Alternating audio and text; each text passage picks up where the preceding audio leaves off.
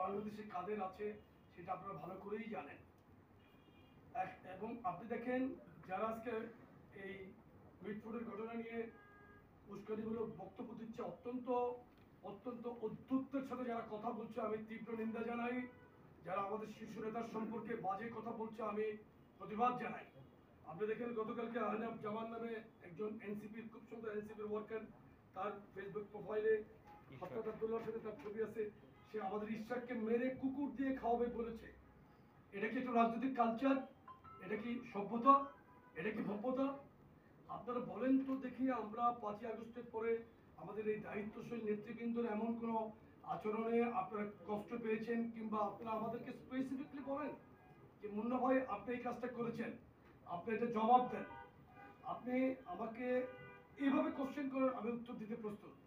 আর জুবাইর ভাই, আপনি যেটা বললেন যে এই প্র্যাকটিস বাংলাদেশে কারা করছে, আর যারা এখন এই মিটফোর্ডকে ইস্যু করার চেষ্টা করছে, যারা বাংলাদেশকে নির্বাচনের বাইরে রেখে অন্য ধরনের একটি সরকার সরকার মিশরের মুরসি টাইপ সরকার যারা আনার চেষ্টা করছে, তাদের মোটিভ আপনাদেরকে বুঝতে হবে।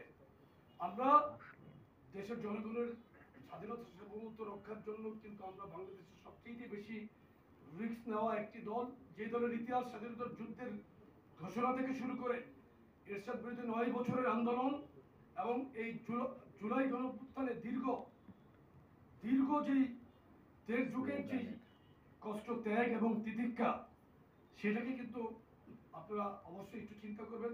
আর একটি কথা দেখেন, আমরাও খুব মর্মাহত, আমরা প্রত্যেকেই এখানে মর্মাহত, কিন্তু যারা অনেক বেশি বলছেন তারা কিন্তু বলছেন মানবতার কথা বলছেন, কিন্তু তাদের মানবতা বিরোধী অনেক ঘটনার আজ পর্যন্ত তারা বাংলাদেশের মানুষের কাছে কোনো প্রকার ক্ষমা চায় নাই। আমরা একটা বিষয় দেখেছি যে সামাজিক যোগাযোগ মাধ্যম কিংবা মিডিয়াতে কোনো ঘটনা প্রচার হলে সেক্ষেত্রে আপনারা ব্যবস্থা নেন। প্রচার ছাড়া ব্যবস্থা নিয়েছেন এরকম দু একটা ঘটনা আছে? প্রচার ছাড়া আপনি কি জানতে পারবেন? কোনো ঘটনা না ঘটলে আপনাকে কেউ সোর্স যদি না দেয়, আপনি কোনো নিউজ করতে পারবেন? এটা তো সংবাদ, আমরা কিভাবে আমরা জানার পরে তো ব্যবস্থা নিব। ঘটনার আগে মানে সম্ভাব্য ব্যবস্থা নিব, এটা কিভাবে নিব বলেন তো? আমি জানাবো আপনাদের দলের পক্ষ থেকে আমি কোশ্চেন নিব স্পেসিফিক।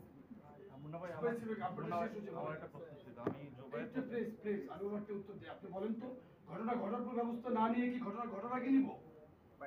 আপনাদের দলের পক্ষ থেকে কি কোনো অভিযোগ পাওয়া যায়নি এরকম ব্যবস্থা নিয়েছেন এমন দু একটা ঘটনা কোনটা?